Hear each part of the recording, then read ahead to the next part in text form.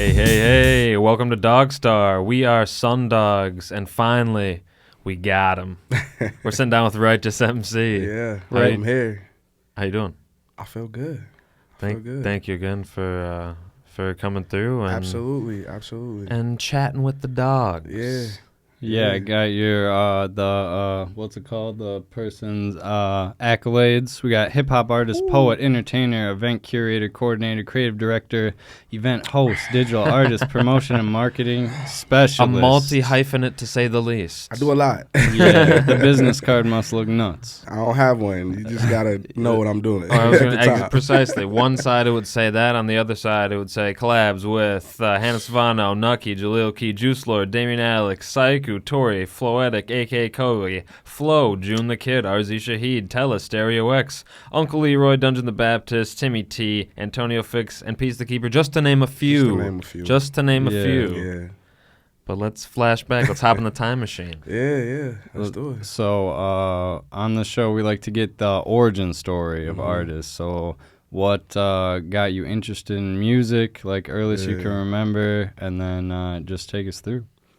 Man, so, I grew up, in a household, single parent household with a mom who listened to a lot of like 90s R&B. Like that was the vibe. You know what I'm saying? Okay. Like all the time. Like it never was a day that went by without something being played. You know what I'm saying? Like That's awesome. I could just name a few: Tony Braxton, Whitney Houston, Jodeci, Silk, all this stuff like that was being played. So like hip hop, it was kind of like almost like taboo in my house. You know what I'm saying? I really couldn't listen to hip hop too much. My mom was like, "Oh, I don't want you to listen to all that cursing," and so to be able to listen to hip hop, I had to kind of like, sneak around a little bit. Go to the friend's house. Yeah, go to my friend's house. You know what I'm saying? Can you remember? Still tapes from my uncle. Oh, okay. He used to have like crazy, like big collection of hip hop on like cassette tape. And I would like still, these little tapes and stuff. Yeah, Ice Cube, all that, like still listen to it, and just feel like, yo, I'm not supposed to be doing this right now, but I guess that was kind of the allure of it. You know what I'm saying? Yeah. You just said Ice Cube. Any other albums you can remember, that you the sneak in first and be influential? I ain't gonna lie.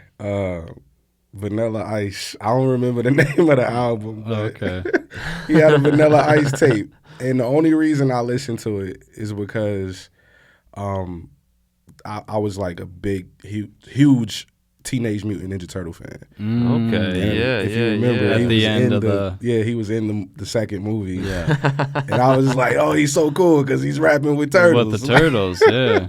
So I was like, oh, I gotta listen to this. But from there, Ice Cube, Tribe Called Quest. Man, it was so many different artists. A lot of West Coast, Snoop. Yeah.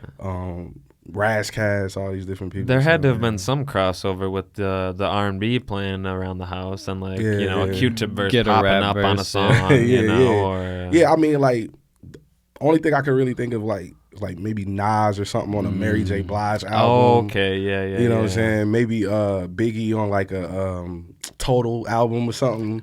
Something like that. But what really actually got me into hip hop was cable. That's what got me like on it for real. Cause if you didn't have cable back then in the 90s, you had maybe like 6 channels for real. Yeah. So, my mom got cable and all of the, the music networks, MTV, BET, The Box, you know what I'm saying? Like, I don't think a lot of people remember what The Box, you can call in and order a song.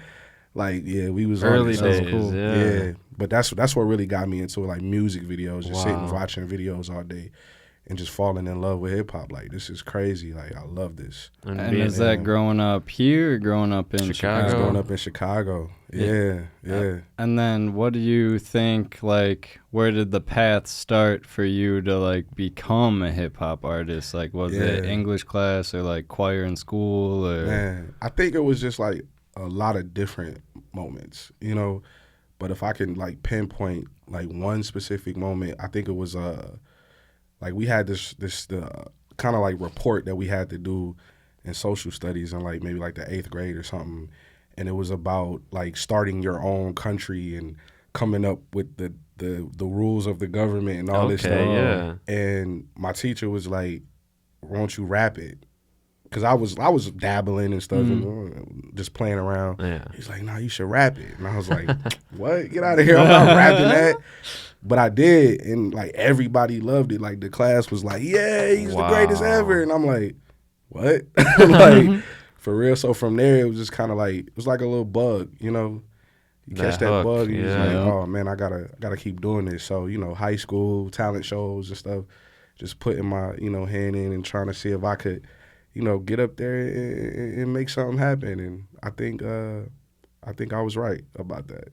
Oh, definitely. Yeah. I mean, to think about that, I mean, that's got to be 10, 15, 20 years ago now. It's it was a while ago. It's a while ago, we'll say. Yeah. It's to hear the evolution and to know that from 8th grade during that formative years, that formative school experience, to, like you're saying, get that bug. Absolutely, yeah. Any of those songs still online, or what's the oldest track online people could find? The oldest track online. And what's the oldest name? Did you always go by Regis Emcee, or was it? So I went through like a series of names. Yeah, we want them all. Timeline. And I actually told this story before, but one of my first names was Doc, like DOC, because my name is Darius Romaine. The initials DR, Doctor. I was like, okay, nah, that's trash. I can't do that. And was that 8th grade, 9th grade? That was probably around like 7th, 8th grade. Okay. Yeah. But I was like, nah, I can't rock with that. And then I met this girl, actually, this really cool girl in high school. And, every day she would see me, and I'll be writing rhymes in my little notebook. And her name was Doc. Nah, I forgot her name, but she used to come up to me and be like, "Oh, you writing some rhymes? Oh, that's cool. That's righteous. That's righteous." And I'll be like, "Okay, yeah."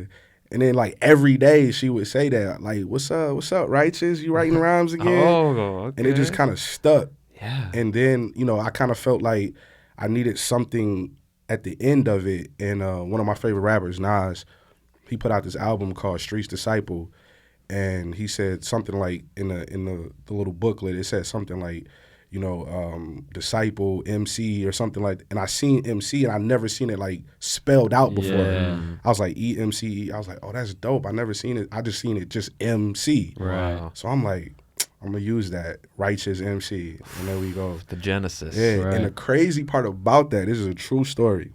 I seen this girl maybe like 10 years later.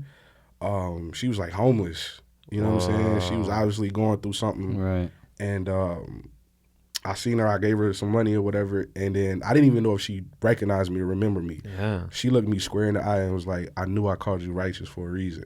And that just sent like chills down my spine. I'm like, yeah, that's yo, crazy. Like, what?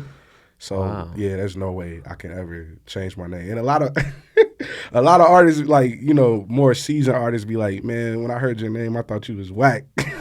Because it kind of has that stigma, like righteous MC, like, to the hip, to the hop, like that kind of thing. It's like, nah, man, I'm coming different. I was going to say, to kind of subvert that expectation of people that they base just off your name. Yeah, for sure. Yeah. Got to feel a little good. No, it does. It does feel good. Like, one of my favorite battle rappers, I'm really into battle rap, his name is Marv One.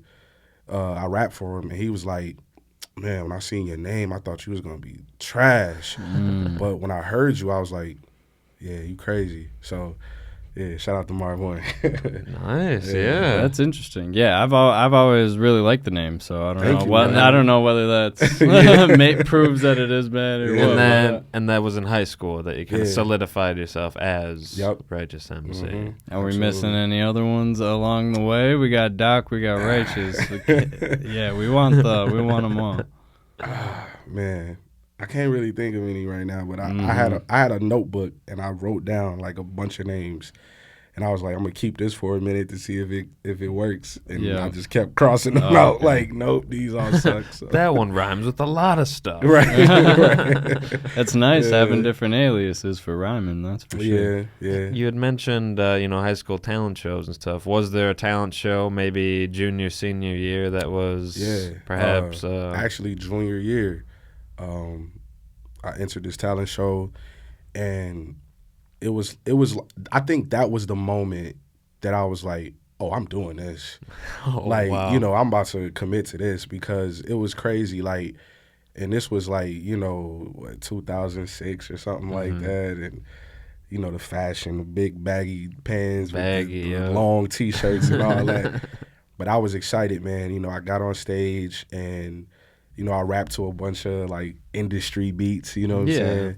But like everybody was rocking with me. They was like just like cheering. It was crazy. It was a surreal kind of feeling. Yeah. You know what I'm saying? Like to be able to command attention like that and for people to genuinely be like, he's good. I like what he just did. Like that was crazy for me. So it's addicting. Yeah, Unreal, it is. yeah. It really is addicting, man. Like that first hit, you constantly chasing that high, man. He's like, I gotta get that high again, you know.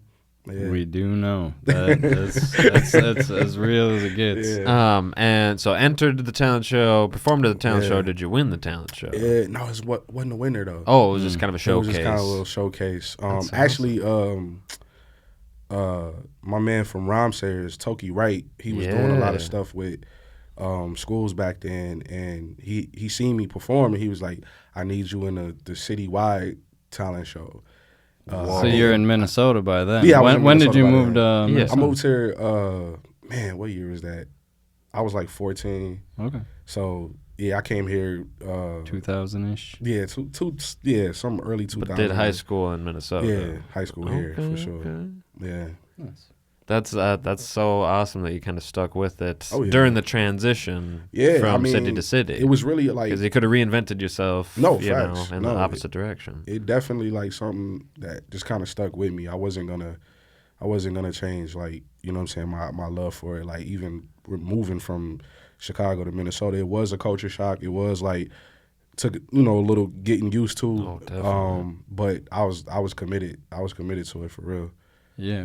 That's a dedication. Yeah, definitely. Your earlier songs, what was like the subject matter? Like, has it always been like, because it's not like clean rap now, but it is like, it's like backpack rap, you know, more backpack more rap, enlightened. More with a meaning, more with a purpose, or more like, Absolutely. This is your life actually every day, not, you know, you're not rapping about cars you don't have type stuff. Right, nah. Were your earlier raps like, did you know who you were back then as well? Yeah, actually, I mean, I would say I kind of felt like I knew, you know, where I wanted to go with it. I knew I didn't, you know, want to be like some, like, you know, off-brand like street rapper or something like that, because, you know, I didn't really I mean, I grew up around those elements, you know what I'm saying? I was around a lot of street guys and, you know what I'm saying, family members who were involved in that, but that really wasn't my thing. You know what I'm saying? I was close enough to feel the heat from the fire, but I didn't get burned, you know what I'm saying? Because I was like, okay, I see where that leads me. I don't want to take that path. So, you know, I put my all into my music, and, you know, I would say like my earlier stuff, it was definitely just kind of me figuring out my sound more so, like how do I want to approach making music. But it's like, as far as content, it was definitely like true to myself, true to my story, true to who I am, you know what I'm saying? Like one of my first songs that I ever put out, actually, you can go listen to it right now because I can't take it off. Oh, no. You can go to Reverb Nation, okay, and it's a song on there called Inner City Blues.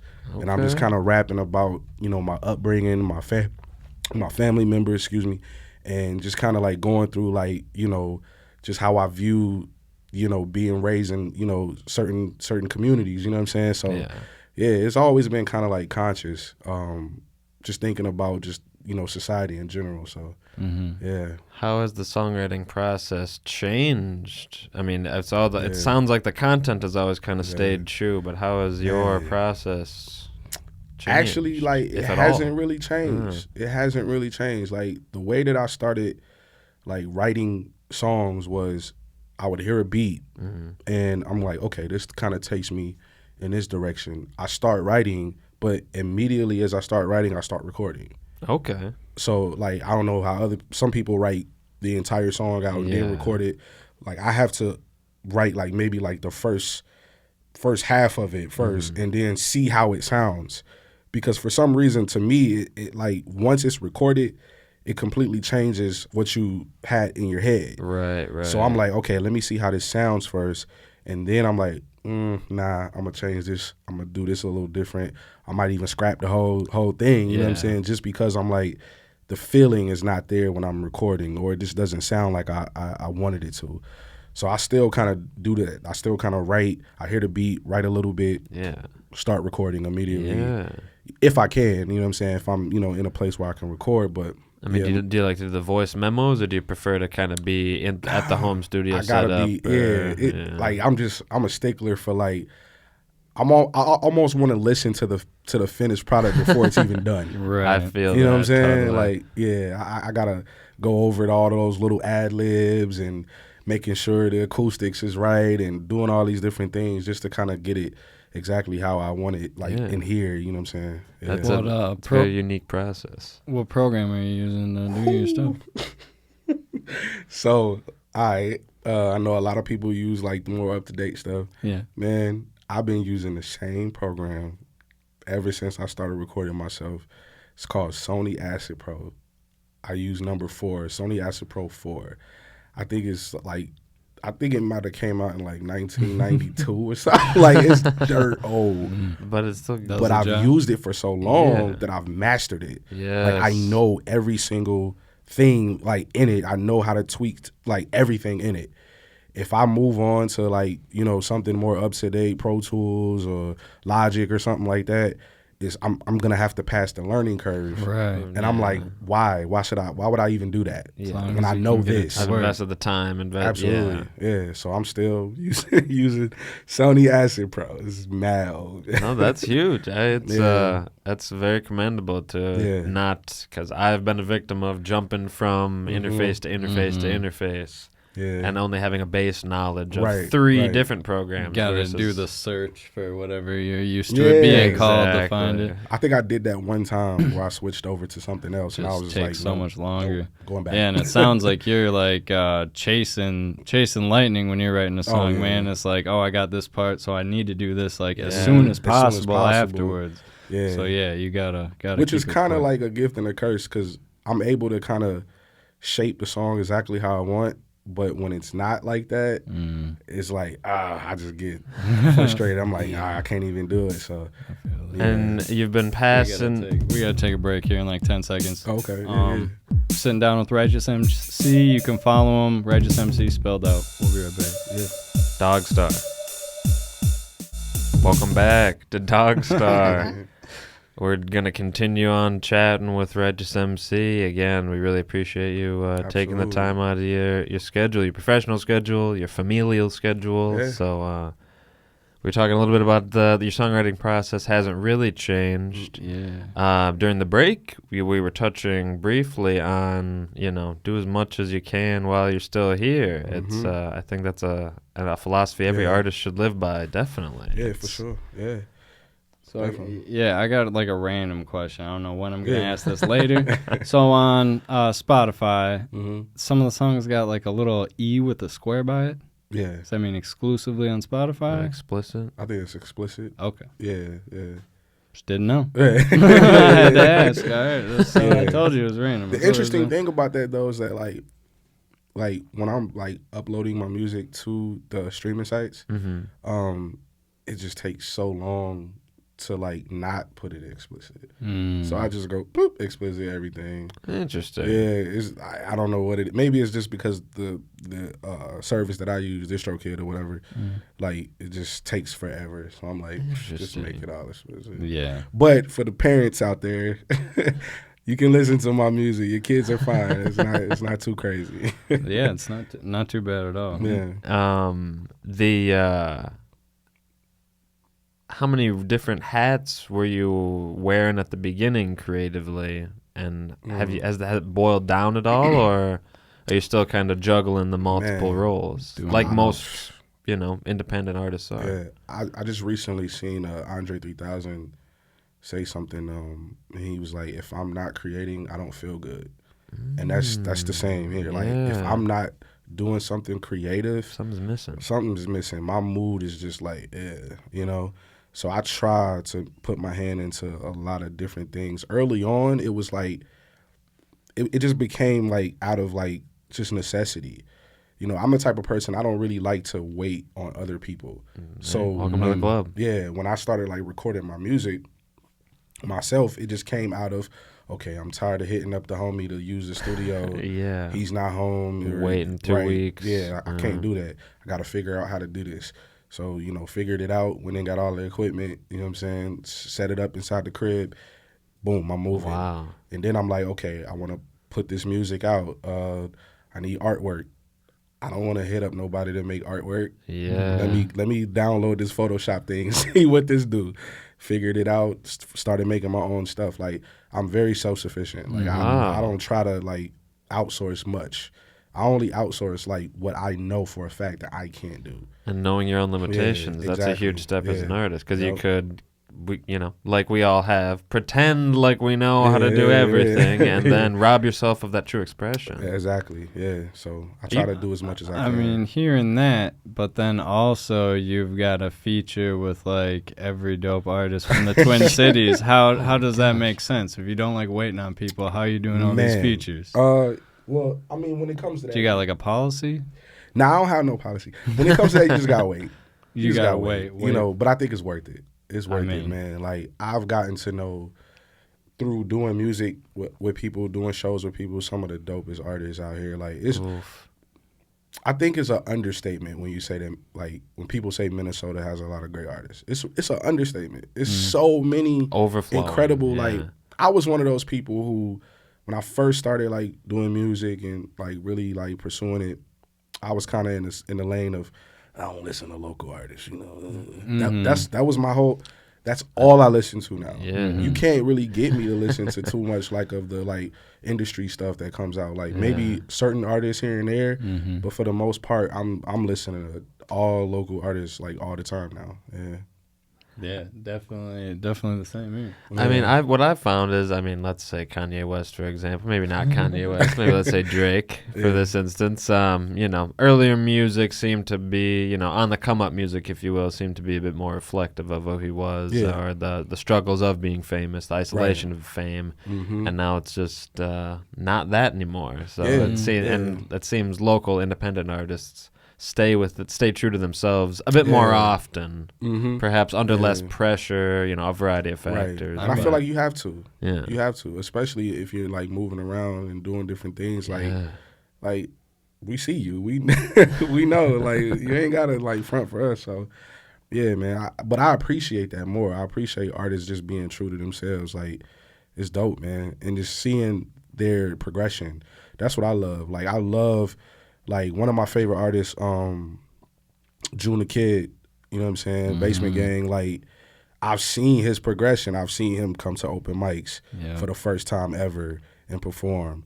I was there when he dropped his first project. Like, he played it for me in the car, and I was just like, yo, this is incredible. You know what I'm saying? Wow. Like, so I've seen so that's part of, like, the dopeness of being able to kind of, like, just listen to local music, because you can see the progression. You can go to the shows. Get inspired. You know, they right there. So yeah, it's just amazing seeing that, for sure.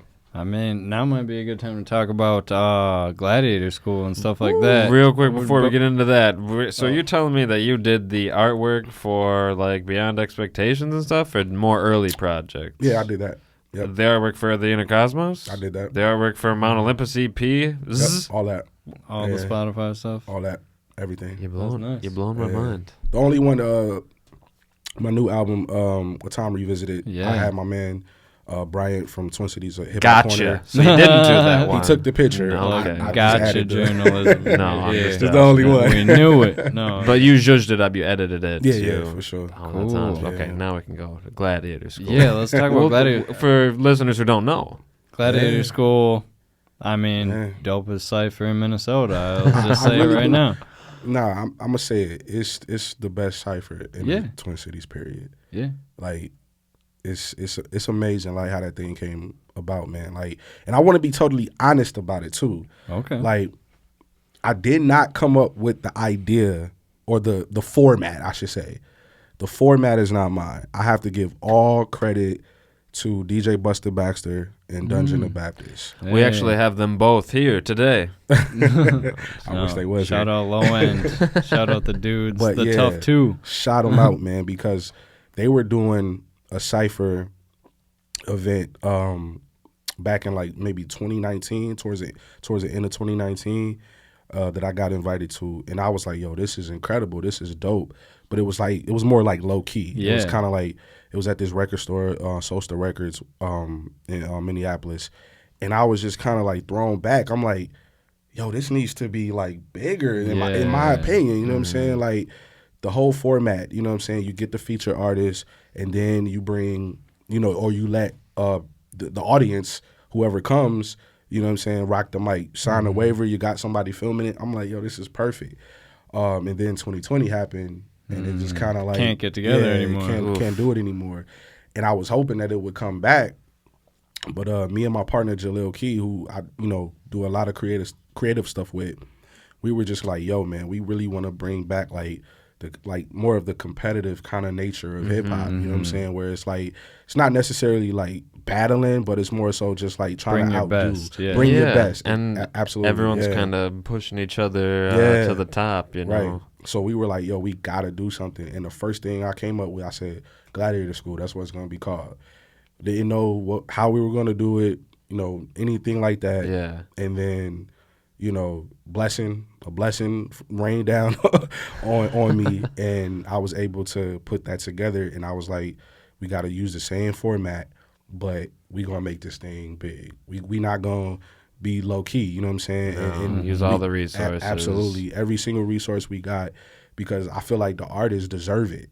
They deserve the look. They deserve, you know what I'm saying? Like, I put a lot into it, like from the trailers, you know what I'm saying, to the promotion for the actual event. I put a lot into that because I feel like these are the artists that I love, and I want people to look at them the same way. Like, I want them to be in the lights and the, you know what I'm saying? It just makes it even doper to me. You know what I'm saying? Very, very, very well said. Thank you. And that, I think, brings back, I think, like you're saying, reminds people of that kind of competitive community where hip-hop arose from. Absolutely, yeah, for sure. And there's one coming up, right? Is this going to be out by the 18th, this episode? Or that'll come out the day of, I think? Is it the 18th when this drops? I'm not sure. I thought today was the 18th. No. I get what you mean. My bad. Yeah, but that show's coming up. It's at the Square. The Square. Is you guys locked in there for the foreseeable Chicago. future? Going to keep throwing them there? We locked in. That's we cool. locked in, so, What's the deal with that space? Is it a venue all the time, or what's... Like I said, blessing, right? My wife, she works in realty. She's a licensed realtor. And she got a gig just being a property manager of all these spaces. And that event space was one of them. No. Wow. And, it just happened to just kind of fall in our laps. And, we started doing little things. I ain't gonna say little things. It was a big thing. Yeah. We did a indoor market together. It was totally her ideas. Your idea, baby, as well. Like craft market, food market. Pop-up, local. Yeah, pop-ups, like local vendors come in. That's awesome. Artisans. And and I was like, yo, this is incredible. But at the same time, I was like, because we were doing it every Sunday. Yeah. So my thought was, okay, this place is kind of empty from Monday to Saturday. We need to like really do some events, So we started doing spoken word, open mic, started doing other little events, just trying to build it up. And then Gladiator School comes in. And now we're like constantly booking the Square. People are constantly in there. We're constantly doing events. So that's huge. Yeah. That's awesome. I didn't know it was your guys' spot. I mean, perfect. We're there.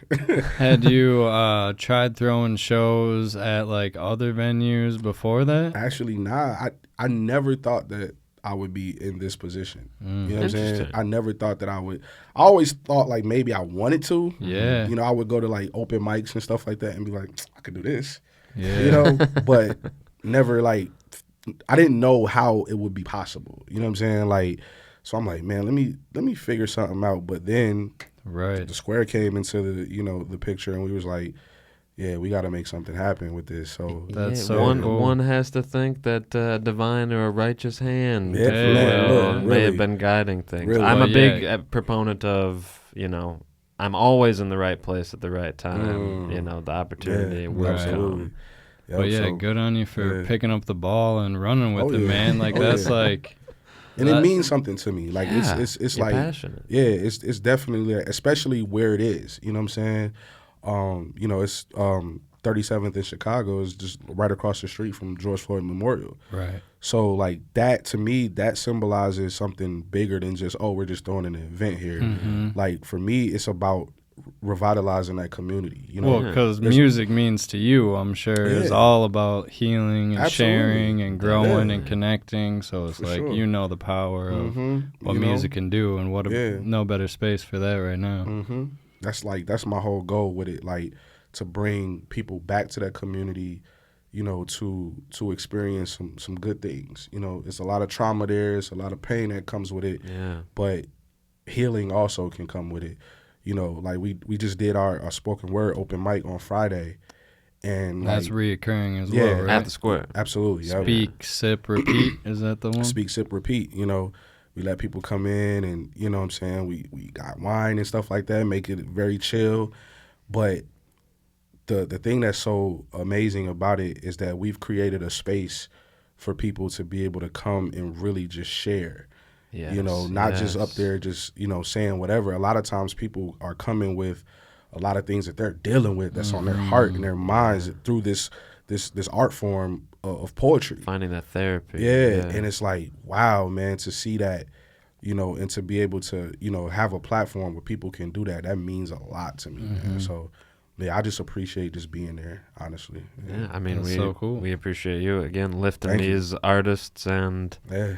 people with pent up expression, giving them Yeah. a platform, because it's overflowing artists, overflowing talent Yeah. here in the Twin Cities. Absolutely.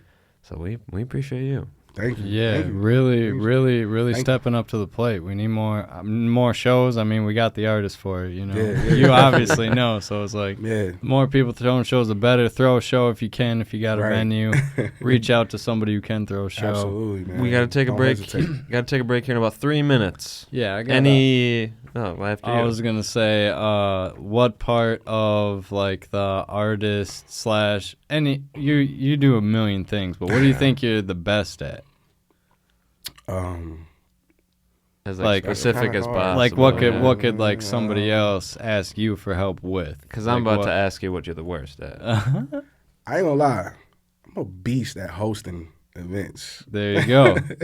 If you give me a microphone, a crowd of people, I'm gonna turn that thing. Is I'ma turn it up, is for it real. just like, does it come without trying, or do you got like a strategy? Could you put on like a class? It comes without trying. Feeling Okay, the room, okay. yeah. I've been hosting events maybe like So if you 6 months. wanna learn how to host an event, be born righteous MC, and then it'll work out for you. Like, Just be yourself. Yeah. Okay. Just be yourself. Like, just vibe with the audience, engage with them, talk with them.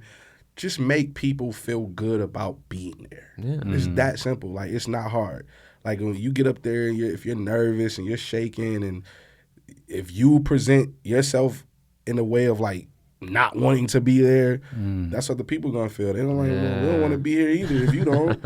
So I'm always like hype, engaging, like, you know what I'm saying, showing people love. Like, it makes people feel comfortable, and it really makes people like put their feet up, so to speak. Yeah. Like, I like this. I like this space. I like how it feels. Yeah. can you remember ever going to a show that like really stuck in your head, as far as like, this is like, I had such a great time at this show, like this is what I'm gonna like model my shows after. Like, I want people to have as much, because like performing, I feel that way. I want somebody to have have an experience like I have when I'm watching an artist that I love. Yeah. So is there? I can't really think of any like specific performance. Yeah, no or show problem. Or how like that. about we got the worst? Or how question about coming up. before the worst? What do you think you're the worst at? Any like hosts or MCs or teachers or principals that could command the room, captivate the room, that kind of inspired you to be yourself, at least non-musically on the mic? Because I'm thinking your next wedding, have Righteous MC be maybe the officiant and the host. That's crazy that you said that. My wife just was like, "You should be an officiant. Like you're really good at that." I think people would love it. About it. I might start marrying. Take it as a sign. Take it as a sign. Two recommendations to do it. Absolutely. Think about it at least. Yeah. So speaking of thinking about it, we got to take a break in about 45 seconds. What would you consider maybe the least best at? Or what could you use a hand with? Yeah. I can definitely use a hand with. Or maybe something you're already getting help. I mean, you had your buddy take the photographs. I mean, photography. I don't know how to do those things. Yeah. There you go. So yeah, for sure.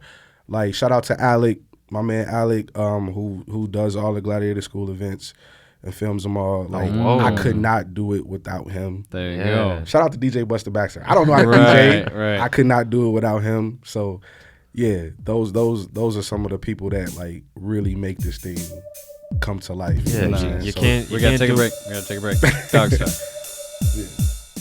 Hey, and we're back. This is DogStar. Some dogs are sitting down with Righteous MC. Can I continue talking about Gladiator School and kind of, I mean, what the parameters are? What the future's looking like for sure. it. Well, you know, Gladiator School, man, live hip hop cipher. We got one coming up this Friday. When you see this, it will probably be Friday, so we'll figure that out. But it's a live cipher. What we do is we contact 10 MCs, male, female, doesn't matter to us. You know what I'm saying? Ask them if they want to be involved. Most people love the idea, want to be involved, and we give each MC 5 minutes to rap. You can use the entire 5 minutes if you like. You don't have to, but I encourage it because it looks better. It's cooler to see somebody go for that long. All on the same beat, all a cappella. They get to choose their own beats. Okay, cool. Yeah, so, whatever it is that you rocking to, that's your choice. Yeah. And at the end, we have a giant cipher where everybody who's in attendance, can grab the mic, get on the mic. And the coolest thing about it, for real to me, is that every time we do it, you have people in the building who don't rap, right? They just don't rap, right? But they want to rap that night. I love that. They're like, yeah, I want to rap. Like, so you got people just coming up, freestyling, just having a good time. So it's a vibe, definitely. Sounds like a very, very supportive environment. Any of these events you guys are throwing. Yeah, I'm trying to just build it up, man. I'm trying to make this thing like really big because I feel like it has the potential to do that. And you know what I'm saying? I wanted to say too, the first Gladiator School that we had, these are pretty much like my homies. These are my friends who were involved, right? But because it was something new and they, nobody knew how this thing was gonna play out. Yeah. They did that off the strength of me just asking them, and I appreciate that to the point where I'm working on making Gladiator School like a legit company, and all of those guys are gonna have stock in it. Yeah. Period, like co-owners. Okay. So they don't know this yet, but they'll know it after they see this. Like that's huge. Every last one of those guys will be co-owners of Gladiator School. Yeah, we were wondering if you guys had set it up as a nonprofit or as a company, because it's gaining momentum. Absolutely. Yeah, still exponential growth right now. Yep. With it being so like fresh and on fire right now, do you guys have it set up how you figure out who's going to be on the next one? Man, I take as many suggestions as possible. Yeah. I mean, I got the money bag suggestion, like you could have application fee. Have people pay $30 for your time to watch their video of a live performance. Yeah, I feel it. I don't want to charge nobody. No, but or you could have it off recommendations. Right, yeah, definitely like recommendations. And then I'm sure you're finding people who are like rapping at the cipher at the end who you're like, you should be on the next one. Absolutely. Yeah. So that happens every time. Like attention grabbing, because then it's exactly what you're looking for. You're looking for somebody who can rap live on the mic. Sure. Like they're only bringing beats. They're not bringing songs. It's not a sing-along. that's and I want everybody to understand that.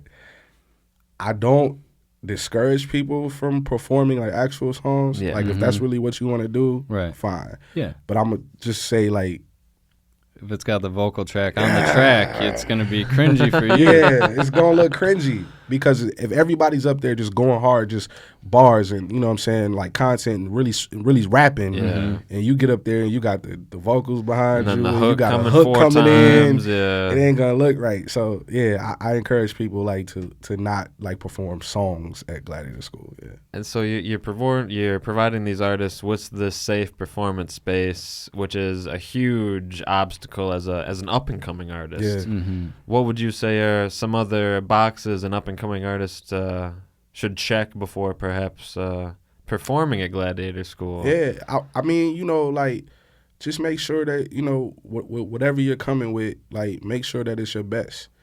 You know, because you know you can in this kind of environment, you can easily look like lesser than because everybody is going hard. Like the first Gladiator School, to me, it's like that's the best one ever. Yeah. You know, even though we only did 2, to me, that's always going to be the best one, is because every single artist came and like delivered their best. Yeah. And it's like if you would have came to that and just kind of just half did it, not really put your energy into it and the writing into it, you would have looked pretty whack. But nobody was whack because everybody was on it. Yeah. So it's like that's the energy that I tell, you know, people to bring when you like come to Gladiator School. Like bring that competitive, I'm the best, I'm about to wow the crowd, like bring that energy because it's gonna look great when you see the playback for sure. I guess it's yet to be seen then what'll happen if somebody is kind of phoning it in during a performance, because that would be a shockwave for that room, because everybody's expecting everybody, the elites, right? And exactly, like everybody does something different, so it makes it like really dope seeing that variety. But you can tell when somebody's phoning it in. You know what I'm saying? When they're not really, you can tell. So it's kind of like, yeah, bring your best, man. That's all I say. Bring your best. It's no joke. Those are up on YouTube? Yep, on YouTube. Nice. Volume 1 and Volume 2 are out right now. And is that every week, every month? So I'm trying to do it every month. Yeah, it's getting tougher. It's getting tougher to do it every month, because when I started off, I had like a plethora of artists in mind. Now it's kind of dwindling down, and I'm like, okay, who should I pick for this thing? You know, so yeah, if you're an artist, you know what I'm saying, hip hop artist in the city.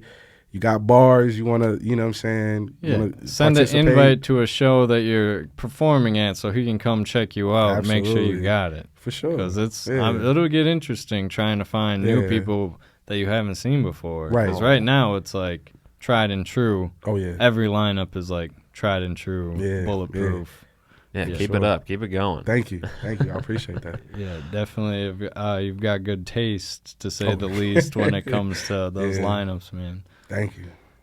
So we've got Dwindling Time, and I really want to talk about your most recent release, A Time Revisited. Yeah. All I know is those 2 tracks that you had sent us. We had listened, or he had listened to the full album. I'd only listened to these 2 tracks. The second track your representative sent us, Fear of Clowns, and the 12th track, Submerge, featuring Jalil Key, a longtime collaborator, you were saying. It's my partner. Yeah, what can you tell us about those 2 tracks specifically? Man, I mean, Fear of Clowns, man.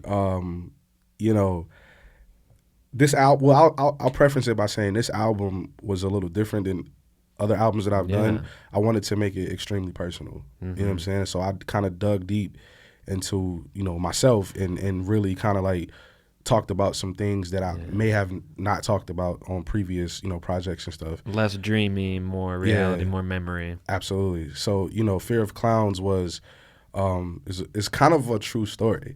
When I was a kid, my mom threw, I think I was maybe 3-4 years old. My mom threw me this big birthday party, and there was this clown there, and I remember vaguely kind of being upset or something, scared of this clown. You know what I'm saying? But I wanted to make the song kind of hit a little different when you listen to it. Yeah. So I won't tell anybody, what the don't spoil it. I won't give any spoiler alerts. But when you listen to the song, it's definitely it sends you on this ride of he's waking up, it's his birthday, there's all this great stuff happening, and it's the family's together and it's beautiful, and then it just kind of takes a quick sharp turn at the end, and you're like, oh man, that's kind of crazy. So Yeah, Fear of Clowns is one of my favorite songs. Like, I love how I wrote that, you know. Yeah, were you looking at, did you get a box of childhood pictures, or what was the nostalgia? I literally have a picture of my mom holding me, and there's this clown standing next to me, and I'm like crying. Oh, no. So I'm like, was I afraid of clowns or something like that? But I just started thinking about other parts of my life and was like, this would be a good way to kind of that sounds throw a a hit. twist on It's this joint. full on.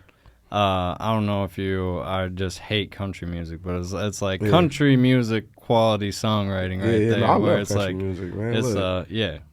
It's you recognize the great lyric writing in some of the songs where it's like, yeah.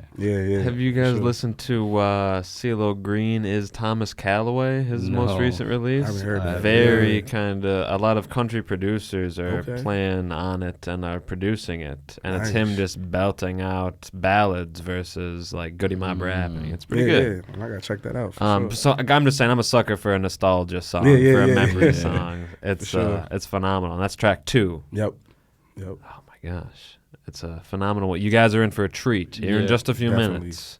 And then 12th track, Submerged. Yeah. Feat. Jaleel.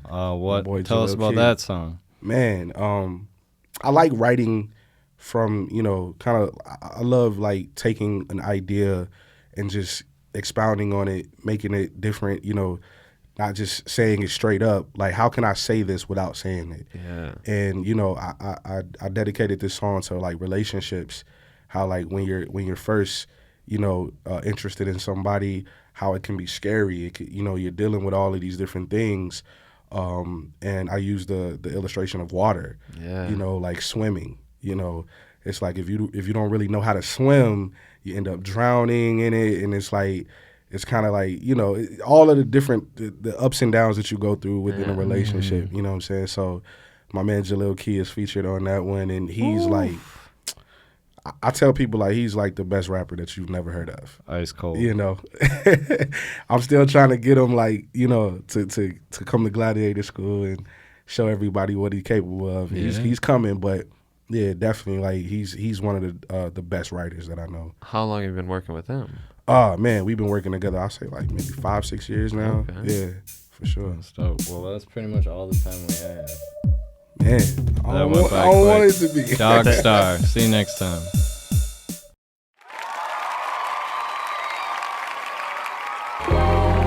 Go shawty, go shawty, go shawty, go shawty, go shawty, go shawty, go shawty, go shawty, go shawty, go shawty, go shawty, go shawty. Go shawty. My mama woke me up in the morning and kissed my forehead. Told me it's your birthday, baby, you better go ahead. Couldn't believe her little man was 3 years old. Where did time go? Feel like yesterday she brought me home, and now I'm growing out my clothes. This is life, I suppose. Yeah, she got me dressed and heard a knock at the door. Who could it be? I'm really not for sure. My auntie walking in the crib with this cake, got my name on it. I felt special. Oh, this is great. They putting all these decorations on the wall. I ain't never seen our crib look like this. Oh my God, as the day continues on. All these people walking in with bags in these boxes with ribbons on their top. It's a lot. And I know it's all mine. And no, I'm not sharing while eating on some Garrett's. Popcorn, you can't have none. This is not yours. Okay, maybe just a little. Saw my granny, ran up to her and said, hey, I can whistle. She said, that's nice, baby. Gave me a hug and said, I love you. You know you my favorite out of all my grandchildren. For real? But you better not tell your cousins. Hawaiian punch, hot dogs and chips. For every ghetto kid, ain't nothing better than this. My mama tells everybody, please gather round. Time to sing happy birthday to my boy, pride and joy. They even did the Stevie Wonder version. My mama said, I got another prize, you deserve it. She opens up the door, I was feeling kinda nervous. When he walked in, I said to myself, that's not a person. This man with big shoes, white face, and a red nose, and his hair was colorful, it's making me uncomfortable. Why he laughing like that? I don't find it funny. I started crying when he tried to touch me. I don't care about your trick, slapstick, balloon animals. How you dress like that, walking in casual. I don't know you, you are not my friend. Everybody else might like you, but I will not pretend.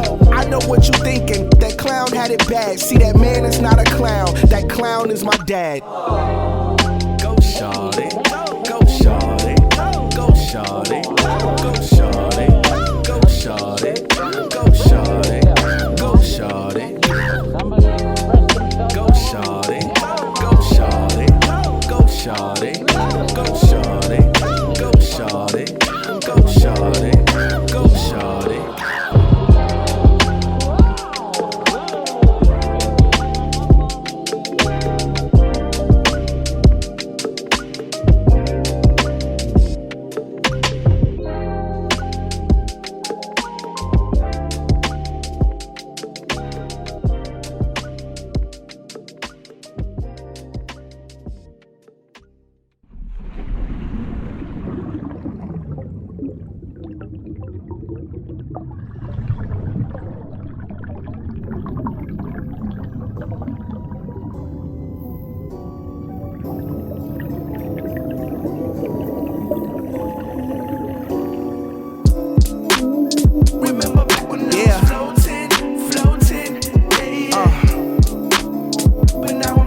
Like I'm drowning. Feel good though. Remember back when I was floating,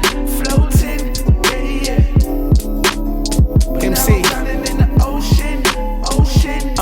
I took a leap of faith. Now the water's up to my neck, but it's gorgeous. I'm overtaken by forces, I'm short of breath. Having visions, it was sort of cataclysmic, making brash decisions. Swimming in dirty pools with dramatic women praying on me. God heard my cry for help. I couldn't do it by myself. Now I'm locked in, body in a place where kids throw rocks in. I had to learn how to breathe. They tried clipping my fin, but I swim. Never took the bait, I don't relate to them fishes out of water who got issues being daughters, cause they fathers never taught them how to make it through the waves. Sitting on the shore, probably going through a phase. Only putting my feet in, way too afraid to even play in the deep end. No matter how much I tried to resist, it started leaking. Now I'm covered, ain't no running from it. Can't reel it back like something, I love that woman, Remember back when I was floating, yeah. But now I'm drowning in the ocean, yeah. Remember back when I was floating, yeah.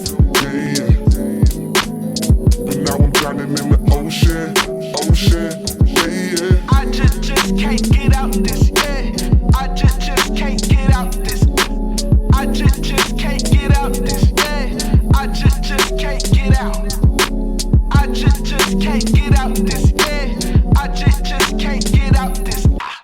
I just can't get out this, yeah. I just Ladies and gentlemen, Jaleel Key. I set sail, looking for your love, won't be derailed. Captain of my love boat, give all, I won't fail. They said you monstrous, I'm Captain Ahab with the madness. Preposterous, I'm trying to open this Loch Ness. I'm just searching for my one piece in Atlantis. Love is a beast, the girl, let's get it cracking. Got some whirlwinds, create tsunamis for the homies. No distraction from shipwreck sirens who float the dead bodies, but you different. Love is your currency and this currency. Waterfall flows smooth at the bottom than the currency. I know we come from different worlds. Ocean kiss, heaven swirls, sun meets horizon, girl, come on, nah. I know Poseidon not inviting, Kelly Slater, I'm still riding. I'm like Zeus, our combination could be shocking. This typhoon's for you, my defense ship all bow to you. I'm down for you, lost in Jack Dawson, I drown for you.